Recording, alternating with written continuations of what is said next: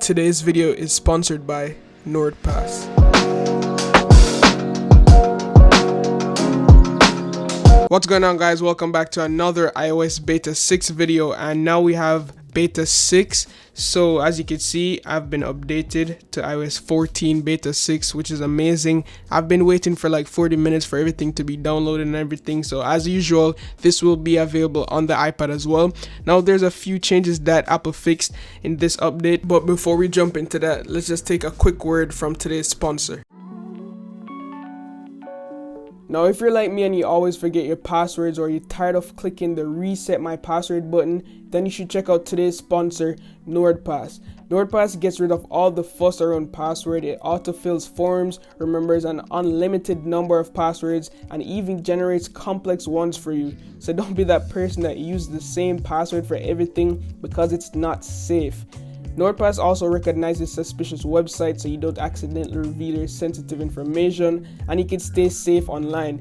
Now today you can get 50% off NordPass at www.nordpass.com/Siobhan, or you could use my code Siobhan at checkout.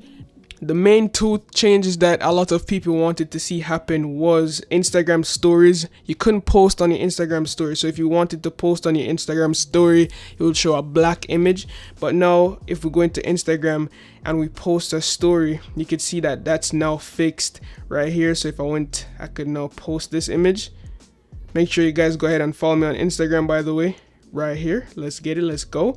But yeah, next thing people wanted to see fixed was Call of Duty. Now Call of Duty was bugged on the last software, so if we jump onto the Call of Duty right now, it will work. You will play your games. So a new feature that we got right now that Apple implemented, it's spatial audio. Now spatial audio is the feature that brings surround sound to the AirPods. So if you have an AirPods Pro or anything, you will now have surround sound on this bad boy.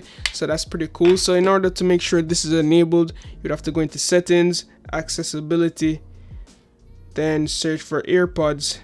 All the way down here you'll have spatial audio, and as you can see, when follow iPhone is on, audio for supported movies and TV shows will have that spatial audio effect, which is basically like a movie experience, like you're in the theater. We turn your head, all of that stuff.